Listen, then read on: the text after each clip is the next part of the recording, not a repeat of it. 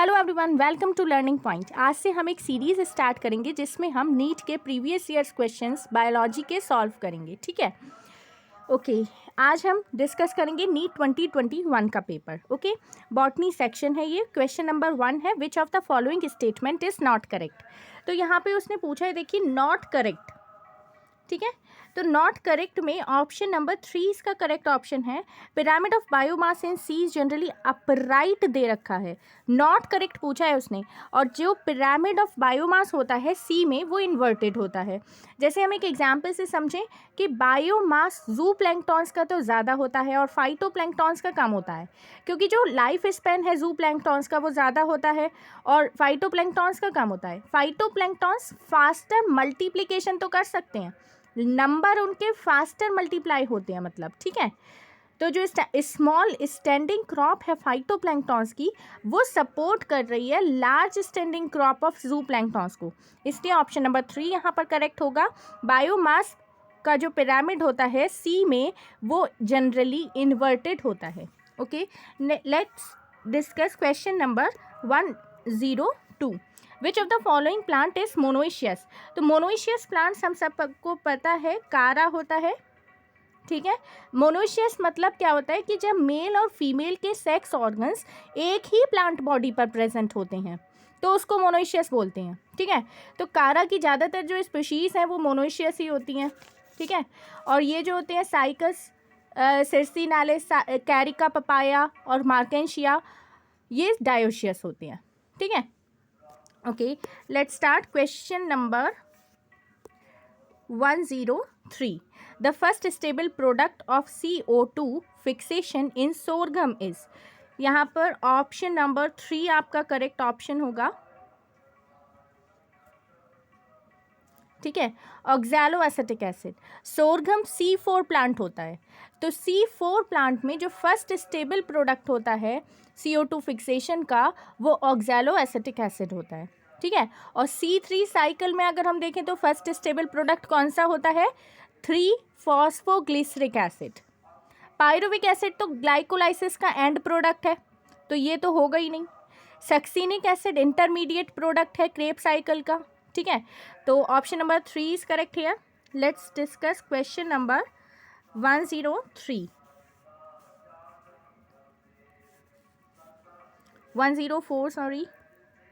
104 डायडल्फस stamen. डायडल्फस stamen कहाँ पाया जाता है, तो option number 4 is correct here. P में होता है डायडल्फस स्टैमन। स्टैमन को डायडल्फस कब बोलते हैं, जब उनमें 2 बंडल्स यूनाइटेड होते हैं। ठीक है, चाइना रोज जो है वो मोनो एडल्फस स्टैमन होता है उसमें। सिट्रस में पॉली एडल्फस स्टैमन होता है। Mono adelphous stamens are grouped in single bundle, जबकि जो पॉली एडल्फस स्टैमन्स होते हैं वो मोर देन 2 बंडल्स में होते हैं। ठीक है, okay, let's discuss question number 105। DNA strands on a gel stained with ethidium bromide when viewed under UV radiation appear as। ये तो NCERT की ही लाइन है। इसका ऑप्शन नंबर 3 करेक्ट हो जाएगा, ब्राइट ऑरेंज बैंड। ठीक है, जब बैंड्स को हम स्टेंड करते हैं तो उसके बाद they are viewed in UV light. ठीक है, bands appear bright orange colour. Ethidium bromide is the intercalating agent जो स्टैक्स होता है in between the nitrogenous bases में। तो जो बस आप ये देखिए कि जो DNA के स्ट्रैंड्स होते हैं, स्टेंड जेल स्टेंड करने के बाद इथीडियम ब्रोमाइड से जब हम स्टेंड करते हैं, उसके बाद जब हम उसको UV रेडिएशन में देखते हैं तो वो ब्राइट ऑरेंज बैंड्स हमें दिखाई देते हैं। यह NCERT की ही लाइन है। Okay, next question number 106। Plants follow different pathways in response to environment or phases of life to form different kinds of structures. This ability is called। Simple question, option number 4 is correct option. Class 11th का question है ये, plasticity इसका answer होगा। Plants show करते हैं plasticity, जिसका मतलब होता है ability of plant to follow different pathways and produce different structures in response to environment. Okay, next question number 107। मैच करना है आपको यहाँ पर, तो देखिए ऑप्शन नंबर, पहले देखते हैं protoplast fusion. Protoplast fusion soma clones, protoplast fusion होता है पोमैटो, ठीक है। पोमैटो ऑब्टेन्ड होता है as a result of protoplast fusion, ठीक है। टमाटो और पोटैटो, इन दोनों के प्रोटोप्लास्ट को जब हम फ्यूज़ करते हैं तब हमें पोमैटो मिलता है, ठीक। Next, plant tissue culture. तो totipotency is a property of X plant to develop into whole plant body during plant tissue culture, ठीक है। तो टोटीपोटेंसी हो जाएगा प्लांट टिश्यू कल्चर, ठीक। नेक्स्ट है meristem culture. Virus free plants हमें obtained होती हैं मेरिस्टम कल्चर से, ये हमें पता है, ठीक है। तो C option, virus free plant. Next, micro propagation बचा, जो कि सोमाक्लोन्स होगा। सोमाक्लोन्स ऑब्टेन्ड होते हैं माइक्रो प्रोपिगेशन से, तो आपका ऑप्शन नंबर 3 यहाँ पर करेक्ट हो जाएगा, ठीक है। Next question number 108, in the equation GPP - R = NPP, यहाँ पर R क्या है, रेस्पिरेटरी लॉस, ठीक है। तो ऑप्शन नंबर 1 यहाँ पर करेक्ट होगा, रेस्पिरेशन लॉस। GPP क्या होता है, ग्रॉस प्राइमरी प्रोडक्टिविटी, और NPP होता है net primary productivity. Gross primary productivity में से रेस्पिरेटरी लॉस को माइनस कर देंगे तो नेट प्राइमरी प्रोडक्टिविटी आ जाएगी, ठीक है। Next question number 109, the production of gametes by the parents, formation of zygote. The F1 and F2 plants can be understood from a diagram called, simple question है NCERT का, आपने इसका diagram देखा होगा NCERT book में, class 12th। Punnett square इसका correct option होगा, ठीक है। ओके, जो प्रोडक्शन होता है गैमीट का पेरेंट से, जाइगोट की फॉर्मेशन, जाइगोट का फॉर्मेशन होता है F1 F2 प्लांट्स को हम समझते हैं एक डायग्राम से, तो वो डायग्राम होता है पनेट स्क्वायर, ठीक है। Okay, let's discuss question number 10. Which of the following is an incorrect statement? तो incorrect statement उसने पूछा है, याद रखेंगे। क्वेश्चन नंबर 110, ऑप्शन नंबर 2 यहाँ पर देखिए, mature sieve tube elements possess a conspicuous nucleus and usual cytoplasmic organelles। Mature sieve tube element जो होता है उसमें पेरिफेरल साइटोप्लाज्म होता है, लार्ज सेंट्रल वैक्यूल होता है, लेकिन उसमें न्यूक्लियस नहीं होता है, ठीक है। और यहाँ पर दिया हुआ है कॉन्स्पिकस न्यूक्लियस है, तो यही गलत हो गया स्टेटमेंट, ठीक है। बाकी सारे स्टेटमेंट यहाँ पर सही हैं, ठीक है। ओके, सीव ट्यूब में, मैच्योर सीव ट्यूब एलिमेंट्स में न्यूक्लियस होता है। क्वेश्चन नंबर 111 देखिए, match the following question. A option है लेंटिसिल, लेंटिसिल्स गैसियस एक्सचेंज में हेल्प करते हैं, ठीक है। कॉर्क कैम्बियम, कॉर्क कैम्बियम क्या करता है, कॉर्क कैम्बियम क्या होता है, फैलोजन होता है, ठीक है। और सेकेंडरी कॉर्टेक्स, सेकेंडरी कॉर्टेक्स है फैलोडर्म, और कॉर्क स्यूबेरिन डिपोजिशन, ठीक है। तो आप जब इसको मैच करेंगे तो आपका ऑप्शन नंबर 3 यहाँ पर करेक्ट ऑप्शन होगा, ठीक है। Okay, let's discuss next question number 112। The amount of nutrients such as carbon dioxide, carbon, nitrogen, phosphorus and calcium present in the soil at any given time is referred to as, उसको standing state बोलते हैं, ठीक है। Amount of all the inorganic substances और nutrients, जैसे carbon, nitrogen, phosphorus, calcium, ये सारे inorganic substances होते हैं ना, तो ये सॉइल में जितने प्रेजेंट होते हैं किसी भी पर्टिकुलर टाइम पर, उसको स्टैंडिंग स्टेट बोलते हैं, ठीक। अमाउंट ऑफ लिविंग मटेरियल की अगर हम बात करते हैं, जो प्रेजेंट होता है अलग अलग ट्रॉफिक लेवल पर एट अ गिवन टाइम, उसको स्टैंडिंग क्रॉप बोलते हैं, ठीक। क्लाइमेक्स कम्युनिटी क्या है, क्लाइमेक्स कम्युनिटी तो लास्ट कम्युनिटी होती है बायोटिक सक्सेशन में, which is relatively stable and is in near equilibrium with the environment of that area, ठीक है। और क्लाइमेक्स ये तो पता ही है आपको, ठीक है। Next question number 113.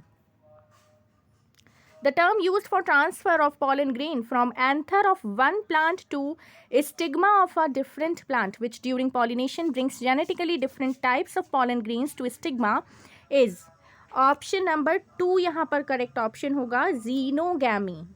जीनोगैमी क्या होता है? जब पॉलन ग्रेन का ट्रांसफ़र होता है एंथर से, एक प्लांट के एंथर से दूसरे प्लांट के स्टिग्मा पर, ठीक है, पॉलिनेशन के दौरान, और उससे जेनेटिकली अलग अलग तरीके के पॉलन ग्रेन्स बनते हैं स्टिग्मा में, मतलब स्टिग्मा पर जेनेटिकली अलग अलग तरीके के पॉलन ग्रेन्स पहुंचते हैं, ठीक है।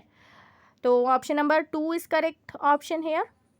क्लिस्टोगैमी तो कंडीशन होती है जिसमें फ्लावर ओपन ही नहीं होता है, और geitonogamy refers to the transfer of pollen grain from anther to stigma of another flower of the same plant, ठीक है। तो यहाँ पर जो जिटनोगैमी है उसमें जेनेटिकली अलग अलग तरीके के पॉलन ग्रेन नहीं आते हैं स्टिग्मा पर, ठीक। Chasmogamy is a condition in which flowers remain open, okay. Next question number 114. Which of the following stages of meiosis involves division of centromere? Division of centromere कब होता है? एनाफेज 2 में होता है centromere का डिवीजन, ठीक है। टीलोफेज 2 तो लास्ट स्टेज है मियोसिस 2 की। इसमें क्या होता है? क्रोमैटिड जो है वो पोल्स पर पहुंचते हैं और स्टार्ट कर देते हैं अनकॉइलिंग, ठीक है। क्रोमोसोम फॉर्म करते हैं 2 पैरेलल प्लेट्स मेटाफेज 1 में और 1 प्लेट मेटाफेज 2 में, ठीक है। नेक्स्ट क्वेश्चन नंबर 115 देखते हैं। Which of the following is a correct sequence of steps in PCR? ये NCERT में आपका डायग्राम गिवन है, उसमें से क्वेश्चन लिया गया है, क्लास 12 NCERT बुक, ठीक है। ऑप्शन नंबर 2 यहाँ पर करेक्ट ऑप्शन होगा। डीनेचुरेशन होगा पहले, फिर एनीलिंग होगा और फिर एक्सटेंशन होगा, ठीक है। PCR में जो फर्स्ट स्टेप है वो डीनेचुरेशन है, जिसमें जो डबल स्ट्रैंडेड DNA के जो स्ट्रैंड्स होते हैं वो अलग अलग हो जाते हैं। इसको 94 डिग्री सेल्सियस का टेम्परेचर चाहिए होता है। इसके बाद एनीलिंग होता है, जिसमें प्राइमर्स एनील करते हैं to third end of template DNA strand, ठीक है। एनीलिंग के बाद एक्सटेंशन होता है, जिसमें टेक पॉलीमरेज क्या करता है? न्यूक्लियोटाइड को ऐड करता है 3OH end of primer, okay. Let's discuss question number 116. When gene targeting involving gene amplification is attempted in an individual's tissue to treat disease, it is known as, उसको gene therapy बोलेंगे यहाँ पर, ठीक है। Gene therapy क्या होता है? Collection of method होता है ये, जो अलाउ करता है correction of a gene defect, ठीक है, जो चाइल्ड में या एम्ब्रियो में डायग्नोज होता है। बायोपाइरेसी क्या होता है? ये एक टर्म है जो यूज़ होता है बायो रिसोर्सेज के लिए बाय मल्टीनेशनल कंपनीज के द्वारा, ठीक है, and other organisations without proper authorisation from the countries and people concern without compensatory payment. और मॉलिक्यूलर डायग्नोसिस ये क्या होता है? The act of determining the nature and cause of a disease, ठीक है। नेक्स्ट क्वेश्चन नंबर 117 मैच करना है आपको यहाँ पर। इसमें करेक्ट ऑप्शन होगा ऑप्शन नंबर, देखिए पहले मैच कर लेते हैं। ए है क्रिस्टी। तो क्रिस्टी क्या होते हैं? Flattened membranous sac in stroma of plastid, ठीक है, क्लोरोप्लास्ट में जो होते हैं। बी ऑप्शन है थाइलेकॉइड, एक मिनट, क्रिस्टी इन फोल्डिंग्स होते हैं माइटोकॉन्ड्रिया के, ठीक है। वो थाइलेकॉइड मेरे को ध्यान रहा, flattened membranes sex in stroma of plastid, chloroplast में होते हैं जो थाइलेकॉइड है वो, और क्रिस्टी माइटोकॉन्ड्रिया में इन फोल्डिंग्स होते हैं, ठीक है। सी ऑप्शन है सेंट्रोमेयर। सेंट्रोमेयर प्राइमरी कंस्ट्रिक्शन है क्रोमोसोम में, और सिस्टर्नी क्या है? डिस्क शेप सैक होते हैं गोल्जी अपैरेटस में, ठीक है। तो आप इसको मैच करेंगे तो ऑप्शन नंबर 4 यहाँ पर करेक्ट ऑप्शन होगा, ठीक है। Okay, let's discuss next question number 118.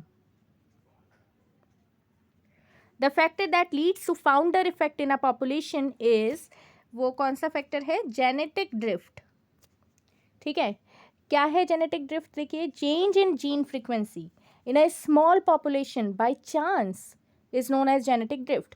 Genetic drift में दो रैमिफिकेशंस हैं, one is bottle neck effect और दूसरा है फाउंडर्स इफेक्ट। तो फाउंडर्स इफेक्ट का क्वेश्चन आपसे पूछा है तो वो जेनेटिक इफेक्ट होगा, ठीक है।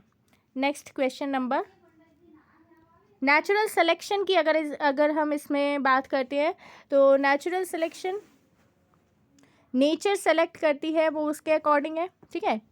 अब देखिए, जब एक्सीडेंटली कुछ इंडिविजुअल्स डिस्पर्स हो जाते हैं और वो एक्ट करते हैं फाउंडर की तरह न्यू आइसोलेटेड पॉपुलेशन में, तो फाउंडर्स इफेक्ट होता है वो, है ना। ओके, जेनेटिक रिकॉम्बिनेशन तो पता ही है, क्रॉसिंग ओवर जब होता है गैमीट फॉर्मेशन में तो उसमें जेनेटिक रिकॉम्बिनेशन होता है। और म्यूटेशन भी पता है, रैंडम और डायरेक्शन लेस है। म्यूटेशन क्या होता है ये तो पता ही है आपको। नेक्स्ट क्वेश्चन देखते हैं, question number 119. Which when the centromere is situated in the middle of two equal arms of chromosome, the chromosome is referred as, क्या बोलते हैं उसको? मेटासेंट्रिक बोलते हैं, मेटासेंट्रिक क्रोमोसोम। जब मिड में होता है सेंट्रोमेयर, जब मिड में सिचुएट होती है, दो इक्वल आर्म्स होती हैं क्रोमोसोम की, तब क्रोमोसोम को हम मेटासेंट्रिक बोलते हैं, ठीक है। ओके, सब मेटासेंट्रिक ये सारे बता देती हूँ मैं आपको। जब सेंट्रोमेयर प्रेजेंट होती है slightly away from the middle, तब उसको सब मेटासेंट्रिक क्रोमोसोम बोलते हैं। और जब सेंट्रोमेयर प्रेजेंट होती है very close to one end of the chromosome, तब उसको एक्रोसेंट्रिक बोलते हैं। और जब सेंट्रोमेयर टर्मिनल पोजीशन पर ही प्रेजेंट होती है, तब उसको टीलोसेंट्रिक बोलते हैं। नेक्स्ट क्वेश्चन नंबर 120 देखेंगे हम। गैमी आर प्रेजेंट इन, गैमी किस में प्रेजेंट होती हैं? तो लीवर वर्ड्स में प्रेजेंट होती हैं, कुछ लिवर वर्ड्स में, ठीक है। गैमी are green multicellular asexual birds होती हैं, जो प्रोड्यूस होती हैं लीवर वर्ड्स के द्वारा, जैसे मार्केंशिया में है, ठीक है। मॉसिस रिप्रोड्यूस होते हैं vegetatively by fragmentation and budding of protonema से। टेरिडोफाइटा है और जिम्नोस्पर्म्स जो होते हैं वो नॉर्मली एसेक्सुअली रिप्रोड्यूस नहीं होते हैं, ठीक है। ओके, आगे का जो आगे के जो रिमेनिंग क्वेश्चंस हैं, नेक्स्ट क्वेश्चन नंबर 21 से, वो हम नेक्स्ट वीडियो में डिस्कस करेंगे। ओके, छोटी छोटी वीडियोस में ही डिस्कस करेंगे सभी questions. Okay, thank you. If my video is helpful for you then please subscribe this channel Learning Point. Thank you.